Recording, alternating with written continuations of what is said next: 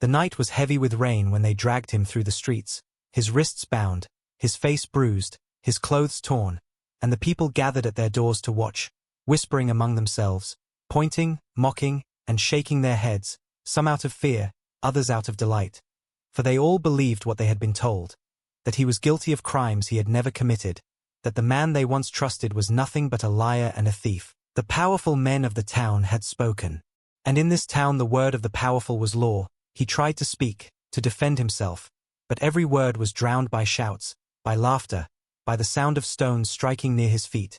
And with each sound he felt not only the betrayal of those in power but the betrayal of the people he once served, people he had helped, people who now turned their backs on him. His fall was swift, cruel, and undeserved, yet no one lifted a hand to stop it. They dragged him down to the edge of town, to a place few had ever seen, a place of stone and rot, where darkness was thicker than night, and there they opened a cell that stank of mold and silence. They shoved him inside without a word, without trial, without hope, and slammed the iron door shut, the sound echoing through the cold corridor like a final nail sealing a coffin. And in that moment the man who had once walked proudly through the streets was erased, his name, his honor, his trust, all buried under chains and shadows. Outside he could still hear faint laughter, cruel and sharp, voices of those who had cheered his downfall, voices of those who had once called him friend, voices that now celebrated his ruin, and each laugh carved itself into his chest, deep and merciless. The darkness was complete, not the gentle dark of sleep but a heavy, suffocating void, the kind that pressed upon his eyes until he could not tell if they were open or closed, the kind that swallowed sound, leaving only his breath and the beating of his heart. At first fear gripped him, the fear of being forgotten, the fear of dying alone, the fear of never seeing the light again. He shouted, he called out, his voice breaking against stone walls, but no answer came, only silence, cold and endless. His throat grew raw, his fists bruised against the iron, and finally his voice fell into silence, joining the darkness around him. And there he sat, a man once trusted, now a prisoner of lies. Days blurred into nights, though he could not see the difference. Only the faint sound of footsteps above told him that time was passing. Food came rarely, tossed through a hatch, scraps barely enough to live, water came stale, dripping from a pipe, and the cold never left, wrapping around him like chains. His body weakened, his stomach hollowed, his skin grew pale, but his mind, though tested, did not break. At first he thought only of survival, counting each breath, counting each heartbeat, clinging to the small fire of life that refused to go out. But as time passed, as the silence deepened, another fire began to grow inside him, a fire not of survival but of vengeance. He remembered every face of the men who accused him. He remembered their smirks, their voices twisting lies into truth. He remembered the counsel that refused to hear him, the neighbors who mocked, the so-called friends who stood aside.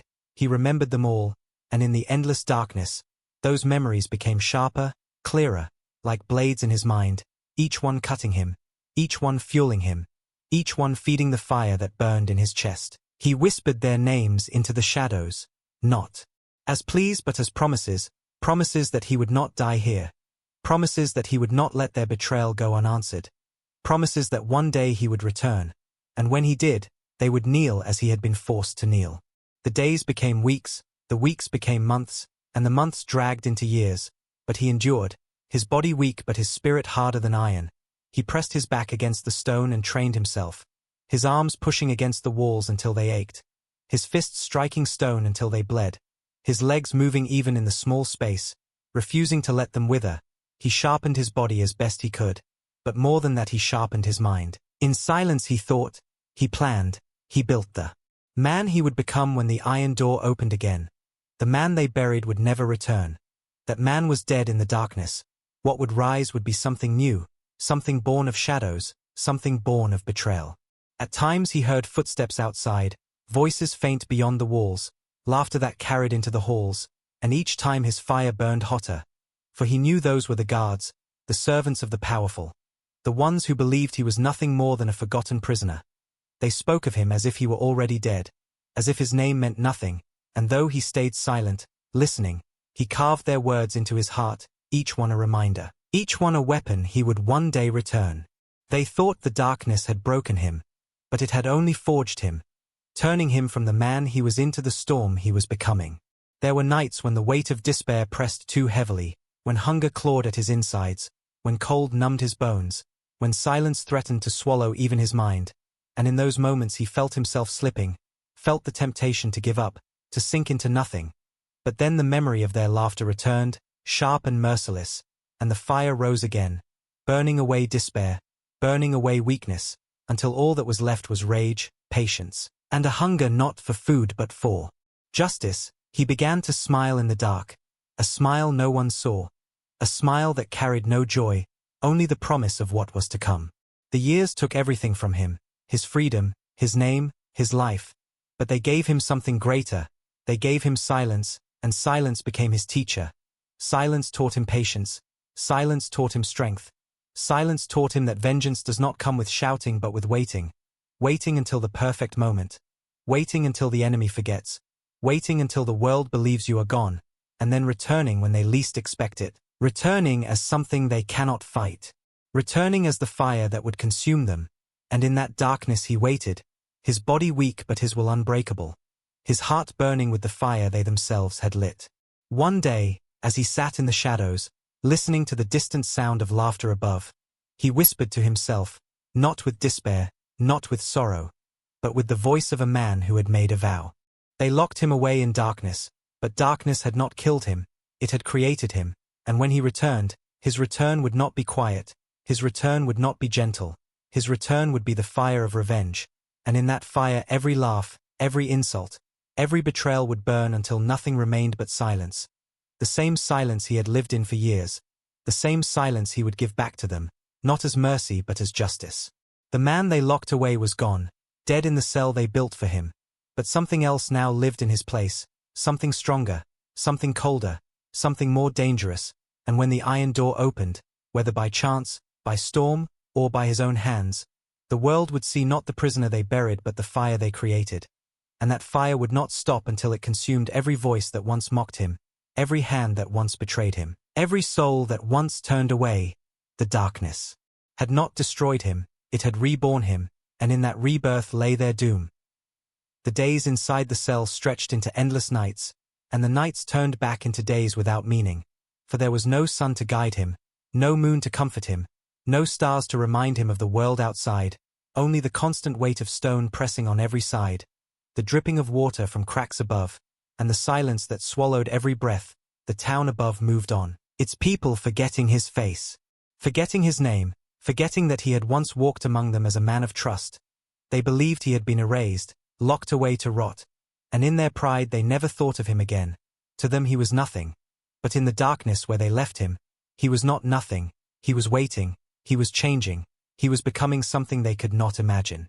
At first his thoughts wandered toward despair, toward hopelessness. He wondered how many seasons had passed, how many winters and summers had gone unseen, how many years his body had wasted away in silence. Sometimes he would trace his fingers across the damp stones of the wall, counting cracks as if they were his only companions. Sometimes he whispered words just to hear the sound of a voice, even if it was only his own. Sometimes he pressed his back against the wall and let the silence crush him, wondering if he was still alive or already half dead. But each time the weight of despair tried to crush him, he remembered the faces, the smirks, the laughter, the mocking voices of those who accused him, those who betrayed him, those who locked him away, and the fire in his chest lit again, burning away the cold of despair, keeping him alive when everything else tried to break him. He grew used to the hunger, to the scraps tossed through the hatch, to the foul water that barely eased his thirst. He grew used to the pain in his bones, to the numbness in his skin, to the endless cold that clung to his body like a second prison.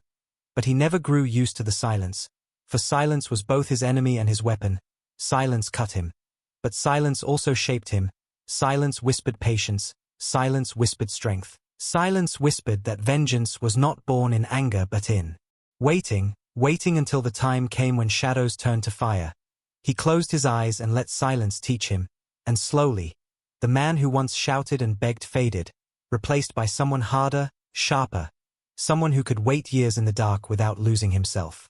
Time no longer mattered, his hair grew long, his beard untrimmed, his body leaner and harder, but his eyes in the darkness became sharper than any blade. He trained himself even in the small space of his prison. fists striking stone until they bled, arms pushing against walls until his muscles ached, legs moving through endless repetitions, refusing to let weakness take him. His body was scarred and broken, but it became a vessel of endurance. And his mind, sharpened by years of silence, became a fortress, every cruel memory a stone in its walls, every betrayal a gate that closed off weakness, every laugh a fire that kept burning. He did not count the years because counting them would only drive him mad. Instead he counted breaths, heartbeats, and the promises he whispered to himself each night. Promises that one day the door would open, and when it did, he would walk out not as a prisoner but as a storm. Above, the world forgot him. Children grew who had never heard his name. Men grew old who once mocked him. Power shifted from hand to hand. But no one remembered the man locked below. They thought the cell had swallowed him forever. Yet in forgetting him they gave him freedom of another kind. For the forgotten man could rise without warning. The forgotten man could become a shadow that none expected. The forgotten man could carry vengeance like a hidden flame. And when he returned, it would not be the return of the man they once knew but the return of the ghost they themselves created. Sometimes he dreamed, not gentle dreams but burning ones, dreams of walking once more in the light, dreams of standing in the square where they mocked him, dreams of seeing their faces when they realized he had not died.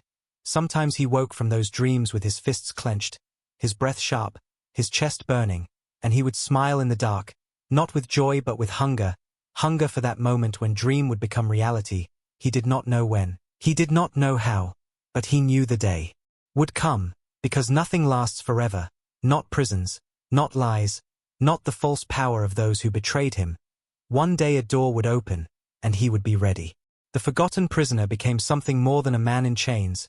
He became silence itself, and silence was powerful. Silence could wait without growing old. Silence could listen without being heard. Silence could kill without striking. And he had learned to wear silence like armor. He no longer cursed his captors. He no longer shouted to the guards. He no longer wasted his breath. Instead he sat in stillness, watching, waiting, sharpening the fire inside until it glowed brighter than the torchlight they sometimes carried past his cell. And in that fire lived his revenge, patient and unstoppable. The guards who brought his scraps sometimes mocked him, throwing words through the hatch, calling him broken, calling him forgotten. But he only stared back with eyes that glowed faintly in the dark. And over time even they grew uneasy, avoiding his gaze, tossing food quickly, fleeing before silence swallowed them. For though he spoke no words, his silence carried weight. The weight of years, the weight of promises, the weight of a storm that had not yet broken. And though they laughed nervously, deep down they feared him. For there was something in him that could not be broken. He was no longer the man they accused, no longer the man they mocked, no longer the man they buried in stone. That man had died long ago in the first year of the darkness, and in his place something new had been born. A man shaped by shadows, a man sharpened by silence, a man whose fire burned brighter in the absence of light. And when the day of return came, he would carry not the weakness of the past but the strength of the shadows, the patience of the forgotten, and the fire of vengeance that no chains could ever hold. He had been locked away in darkness, but the darkness had not consumed him, it had transformed him, and though the world above believed him gone, buried forever, he whispered to himself one truth again and again. A truth that kept his fire alive. They thought I was forgotten, but I remember everything. They thought I was broken, but I am stronger than ever. They thought I was gone, but I am waiting. Waiting for the moment when the door opens and the forgotten prisoner becomes their reckoning. And when that day comes, they will wish I had died in the shadows, for my return will be the fire that burns them all. The storm that would change everything began on a night when the sky itself roared with fury, rain poured in heavy sheets, lightning split the heavens, and thunder rolled across the earth like a drum of war, deep beneath the town. In the cell where he had been left to rot, the prisoner sat with his back against the cold wall, his eyes open in the darkness, his body worn but not broken, his mind sharp as ever, and his fire still alive. Stronger than the chains around him. For years he had waited. For years he had counted every heartbeat, every drip of water, every mocking laugh that echoed faintly above. And now, as the storm raged, he felt something different in the air, something shifting, something breaking, and for the first time in years, hope stirred not as a dream but as reality. The old prison was not built to last forever. The walls had cracked with time. The roof leaked with every storm. and the iron door that had been his cage for so long was rusted from years of dampness. That night the storm shook the ground itself, water flooding through the cracks, stone grinding against stone, and with each rumble of thunder the walls trembled. He stood, pressing his hands against the door, feeling the weakness in its hinges, feeling the metal give just slightly beneath his strength. He had tested it before, year after year. But tonight something was different. Tonight the door was weaker. Tonight his fire was stronger. Tonight the world itself seemed ready to let him out. He pushed, slow at first, then harder, his muscles screaming, his bones aching, but he did not stop, for every ounce of pain only reminded him of the pain they had given him. For every drop of sweat reminded him of the hunger he had endured. For every breath reminded him of the fire that had burned in his chest all these years. Thunder crashed above as if the heavens themselves roared with him, and with one final push the rusted bolt snapped, the hinges screamed, and the iron door broke open. With a groan that echoed through the halls like a beast waking from slumber, for the first time in years, he stepped beyond the threshold of his cell. His bare feet splashing in the cold water flooding the corridor, his eyes narrowing against the faint torchlight flickering down the passage. He did not run, he did not shout, he walked slowly, his silence heavier than any storm. The guards had fled to higher ground, distracted by the chaos above, leaving the lower cells abandoned. He moved like a shadow, every step steady, every breath controlled, his heart pounding not with fear but with fire. He passed through the narrow halls, through doors that once kept him trapped, until finally he reached the outer gate. Another rusted giant weakened by years of neglect. He pulled at it with both hands, his body straining, his teeth clenched, and with a sound like thunder splitting stone, the gate gave way, and he emerged into the storming night. The rain hit his skin like knives, cold and sharp, the wind whipped his hair across his face, the mud pulled at his feet, but to him it felt like freedom, each drop of rain washing away the years of dust, each gust of wind tearing the silence from his shoulders. He raised his face to the sky, letting the storm pour over him, and for the first time in years he felt alive, not as a prisoner, not as a forgotten man, but as a storm himself, born from darkness. Reborn in fire, he stood in the field. Outside the prison, his eyes burning brighter than the lightning, his chest rising with a breath that carried more weight than all the years combined. And in that moment he swore his vow once again. The vow that had kept him alive, the vow that had sharpened him in silence, the vow that one day he would return. The town was not far, its lights faint in the distance, its people asleep, safe in their beds, unaware that the man they had buried was walking free, unaware that the prisoner they mocked had escaped his chains, unaware that the shadow they created was moving toward them. But he did not rush, he did not stumble, he walked with patience, with silence, with fire hidden behind his eyes. He knew the time of vengeance was not tonight. Tonight was for freedom. Tonight was for survival. Tonight was for reclaiming his place in the world. But soon, very soon, his fire would touch them all, and their lives would never be the same. He moved through the fields like a ghost, his body thin but strong, his mind sharp, his silence heavy. He reached the river and drank deeply, the water cold and clear, stronger than the foul drips he had known in the cell.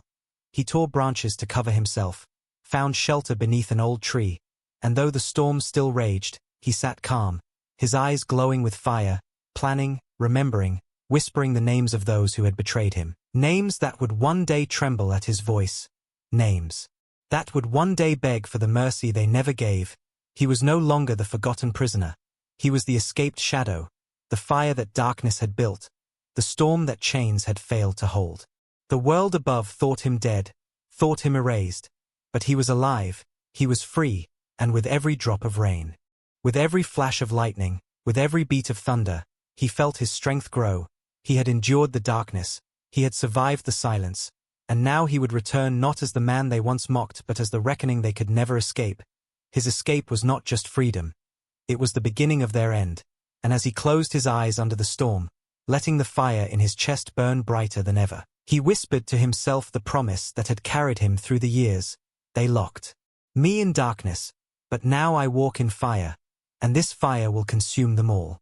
He returned not with noise or shouts but with silence, slipping back into the town like a shadow that had never left. Years had passed since his fall. The people no longer spoke his name. Children had grown into men and women who never knew who he was. But the ones who had betrayed him still lived, older, heavier, comfortable in the wealth and power they had stolen. And in their pride they believed their crime was buried forever. Yet on a quiet night when the streets were empty and the lamps flickered weakly in the wind, the man they had locked away walked once more upon the stones of their town, not as the weak and broken soul they remembered, but as someone forged by darkness, hardened by silence, sharpened by fire. His eyes burned cold, his steps carried patience, and his silence weighed heavier than thunder. He was not a man returning, he was a shadow stepping into its rightful place. He did not reveal himself at once, he did not storm into their halls, he did not strike with open fury. He began with silence, moving unseen, watching, learning. Every corner of the town still lived in his memory, every street, every house, every face. He remembered them all, and now he studied them once more, the merchants who had accused him, the council who had turned their backs, the so-called friends who laughed as chains dragged him away. He saw how they had grown fat on power, how they walked proudly in the square, how they believed themselves untouchable, and each time he watched them he whispered their names in his mind, not with hate but with patience. For vengeance was no longer anger, it was calculation, and he would strike when the time was right. The first signs were small, invisible to those who did not look closely. A wealthy merchant's ships sank mysteriously before reaching harbor. A council leader's secret debts were revealed, forcing him to sell his land. A powerful family's alliances shattered overnight. No one saw the hand behind it. No one knew who moved against them. But whispers began to spread, whispers of misfortune, whispers of curses, whispers that the town was no longer safe. And as fear began to spread, he watched in silence, his eyes calm, his fire steady. For this was only the beginning. He moved through the streets at night like a ghost, slipping past guards who never saw him, leaving no trace but the ruin of those who once mocked him. He whispered to the weak, turning them against the strong. He spread doubt between allies. He sowed mistrust in families. He destroyed not with blade but with silence, and silence proved stronger than any weapon. For the powerful began to tremble, not knowing where the strikes came from, not knowing how their lives crumbled so quickly, not knowing that the shadow they had once buried was walking among them, smiling coldly in the dark. In the tavern where laughter had once risen against him, the air was no longer filled with cruel jokes, it was filled with fear. Men spoke in hushed voices of strange happenings. Women whispered of shadows moving at night. Guards swore they saw figures vanish into thin air, and though none dared to speak his name, in their hearts they all felt the truth. The forgotten man had returned, not as flesh alone but as vengeance itself, and though they prayed it was not so, each new misfortune proved. The shadow's hand was near. He revealed nothing of himself, he spoke to no one. He lived in the silence of hidden corners, in the rooftops, in the forests beyond, and yet his presence was everywhere, in every broken deal, in every ruined fortune, in every sleepless night of the men who once laughed. They locked their doors, they doubled their guards, but no lock, no guard, no wall could protect them from silence. For silence slipped through cracks, silence lived in shadows, silence followed them even in their dreams. And he knew this was only the beginning of their torment, for true vengeance was not one strike. True vengeance was a fire that burned slowly, consuming piece by piece until nothing remained but ash. One night he stood on the hill overlooking the town, the lights glowing weakly below, the same town that had buried him, the same town that had laughed at his fall, and he whispered into the night that their time was over, that their days of comfort were done, that the shadow they had created in the darkness would now consume them. He had returned not as the man they once mocked, but as the reckoning they could never escape, and from that night forward the town lived in fear. Fear of footsteps in the dark, fear of silence heavier than stone, fear of the fire that they knew, deep in their hearts, was already walking among them. They thought they had destroyed him, but they had only delayed his rise. They thought they had buried him, but they had only planted the seed of their own ruin. They thought they had erased him, but he had returned sharper, colder, stronger, and now the shadow was back, the shadow they created, the shadow that would not stop until every one of them remembered the night they laughed, and begged for the mercy that would never come. The night of fire came when silence could no longer hold, for he had struck from the shadows long enough. He had watched their wealth collapse, their power wither, their trust in each other shatter, and now the time had come to step into the light, not as the broken man they once chained but as the storm they had created. The council had gathered that evening in the grand hall, the same place where years ago they had laughed at his fall. The chandeliers glowed above. The tables lined with food and wine, but the laughter that once filled the room was gone, replaced by whispers, by fear, by the sound of men and women trying to convince themselves that they were still strong, that they were still safe, yet every flicker of torchlight reminded them of shadows. Every sudden sound made their hearts tremble, and deep down they all felt it.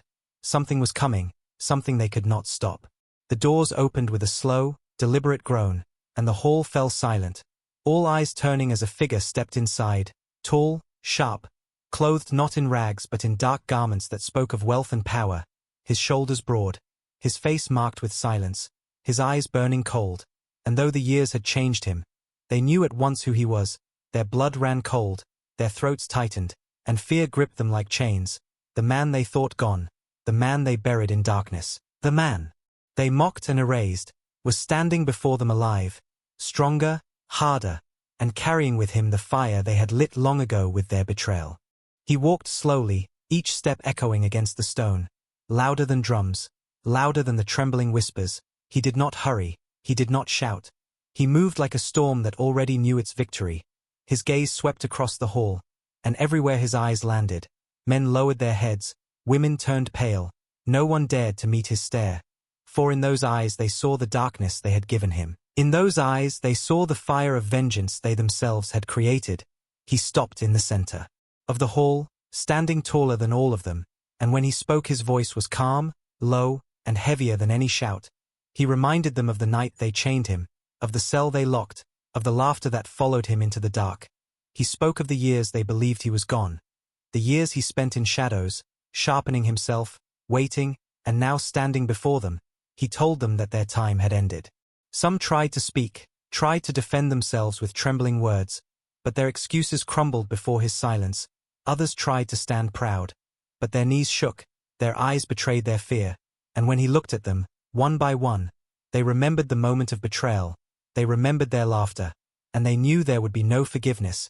He raised his hand not with a weapon but with words, and those words struck deeper than blades. He told them that vengeance was not about blood, vengeance was not about shouting, vengeance was about fire. A fire that consumed slowly, a fire that burned pride, burned wealth, burned power, until all that remained was ash, and tonight, standing before them, he was that fire. The hall grew colder though the chandeliers still burned, the silence heavier though voices trembled, and when he revealed himself fully, when he named himself not as the man they betrayed but as the shadow they created, the fire lit inside the hall, not of flame but of fear, fear that burned them from within. They began to cry out, to beg, to plead, but he silenced them with a single look, and they realized that begging would not save them, mercy would not come, for he had returned not to forgive but to show them the price of their betrayal. One by one he spoke their names, each name cutting through the silence like thunder, each name a wound they could not hide from, and as their names echoed in the hall, the weight of their guilt crushed them. Some fell to their knees, some wept openly, some clutched their chests as if their hearts could not bear it, and he stood above them, his silence louder than their cries, his fire brighter than their pride. The fire of revenge had come, and it consumed them not with blades but with shame. Not with death but with fear, for death would have been mercy, and mercy was not his gift. He let them kneel, he let them beg, he let them tremble, and then he turned his back to them, his coat sweeping the floor, his steps echoing once more as he walked toward the doors, leaving them broken, leaving them ruined, leaving them burning in the fire of their own guilt. His silence followed them like chains. His presence crushed them even as he left, and they knew as the doors closed behind him that they would never rise again. For his fire had already consumed them, and all that remained was the ash of what they once were. The man they had locked away in darkness had returned. His fire had burned through their pride, through their power, through their laughter, and though they still breathed, though their hearts still beat, they were already destroyed, because the fire of revenge had taken everything they valued, and it would haunt them for the rest of their days, his silence their curse, his fire their punishment, his return their end. The night after the fire of his return, the town could no longer sleep. The grand hall where he had stood still carried the weight of his silence. The people whispered his name though their lips trembled. The counselors who once laughed were now broken, their robes torn, their faces pale, their voices empty. They gathered in secret corners, falling to their knees, begging unseen gods, begging anyone who might save them. but no salvation came, for the storm they had created was already here. And his shadow stretched over every house, every street, every heart. He had not raised a blade, he had not spilled a drop of blood. Yet they were ruined, their power shattered, their pride gone, their wealth slipping away like sand in a storm, and still they trembled, for they knew he was not finished. He walked among them in silence, not as a man among men but as a ghost they could not escape. When he passed through the square, no one dared to look up. When he stepped into the tavern, voices died. When he appeared at the edge of a gathering, all conversation turned to silence. His presence was enough to crush them. He did not need to shout. He did not need to strike. His eyes alone carried the memory of the darkness they had left him in. His silence alone reminded them of the chains, of the stone, of the years he had endured. And they knew their punishment had only begun. One by one they came to him, the proud council leader, once feared by all, now crawling on his knees, his hands trembling, his voice breaking as he begged for forgiveness, offering gold, offering land, offering loyalty. But the man only looked at him with the same cold eyes that had stared at stone walls for years.